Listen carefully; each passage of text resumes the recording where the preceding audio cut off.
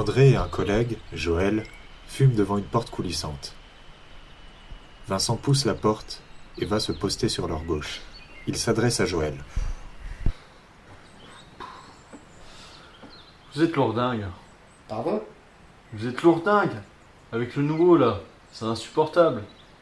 Oh, écoute, Vincent, on ne fait pas la morale, je t'en prie. On est tous passés par là, Vincent. C'est pas parce que quelque chose est ancré dans la tradition qu'il faut s'en accommoder. Hein. En tout cas, c'est... Faites-en juste un peu moins. Revenons à Sophie. Elle observe les vinyles de Neil et les fait défiler devant elle. Wow. Crosby, Stills, Nash & Young. Mon père écoutait ça. J'ignore comment je dois le prendre. Je trouve ça plutôt cool. T'es curieux? Enfin, t'écoutes beaucoup de musique classique, on dirait. Effectivement. Honnêtement, j'y connais pas grand-chose. Sophie se rapproche de Neil. Qu'est-ce que tu conseillerais à une profane en la matière? Neil se rapproche de Sophie. Les 4 saisons de Vivaldi, c'est pas mal. Il manipule ses vinyles tout en la fixant, le regard charbeur. Sinon, Brahms, Haydn. C'est très rythmé, Haydn. Ça te plairait, je pense. Sophie arbore un grand sourire et cherche quelque chose du regard. Elle se dirige vers un verre de vin et le boit. Écoute, je m'absente juste 1 minute, d'accord? Allez, à tout de suite. Sophie replace une mèche de cheveux derrière son oreille droite. Y a pas de souci. Neil se dirige vers les toilettes. Il tire la chasse, puis saisit un foulard avant de le tendre aux 2 extrémités, le bruit couvrant son action. Son regard est soudain grave, mais un rictus se lit sur son visage.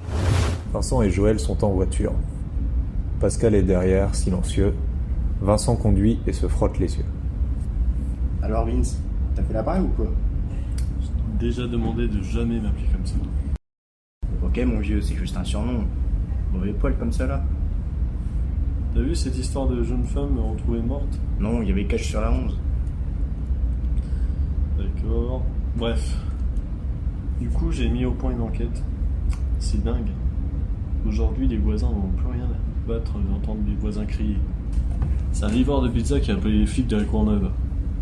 Même dans les grands bâtiments, on est tout seul. Évidemment, on va passer ça au pied de fin. Contrairement à tes cheveux. Putain, mais 2 femmes sont mortes. On parle pas de 2 jeunes qui dealent un peu de peu, là. Qu'est-ce qui peut bien te faire rire, bordel? J'ai l'air de rire? Sans déconner, mais je vais demander à plus avoir affaire à toi. Hein. C'est contre-productif. Écoute, je cherche juste à détendre un petit peu l'atmosphère. On ignore tant pour l'instant. C'est dur de se projeter. Un homicide, un accident, camouflé, une disparition. C'est pas une disparition, on parle de 2 corps de femmes retrouvées. Elles sont mortes. Oui, ok, mais lui, il a sûrement disparu. Ce qui rend l'affaire encore plus sinueuse. Raison de plus pour arrêter les conneries et se concentrer dès maintenant.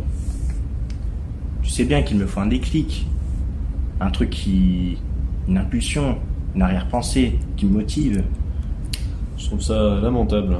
Ne deviens pas policier pour au final attendre une impulsion.